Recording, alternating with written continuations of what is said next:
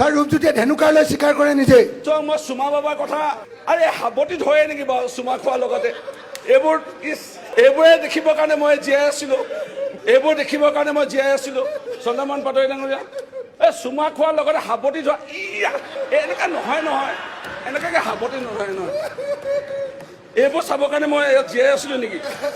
ৰমেন দা মই আমাৰ যোৰহাটৰ এন্দুৰে কৈ গৈছে ইয়াৰ কাৰণে, এন্দুৰে কৈ গৈছে বান্দৰো চাই কেতিয়াবা ধেনুকাৰলৈ। তাৰ ৰূপজ্যোতিয়ে ধেনুকাৰলৈ স্বীকাৰ কৰে নিজে। মই চুমা বাবাৰ কথা আৰে সাৱটি ধৰে নেকি বাৰু চুমা খোৱাৰ লগতে এইবোৰে দেখিবৰ কাৰণে মই জীয়াই আছিলো, এইবোৰ দেখিবৰ কাৰণে মই জীয়াই আছিলো।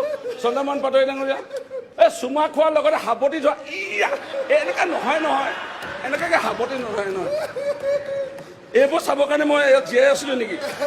ৰমেন দা মই আমাৰ যোৰহাটৰ এন্দুৰে কৈ গৈছে ইয়াৰ কাৰণে, এন্দুৰে কৈ গৈছে বান্দৰো চাই কেতিয়াবা ধেনুকাৰলৈ।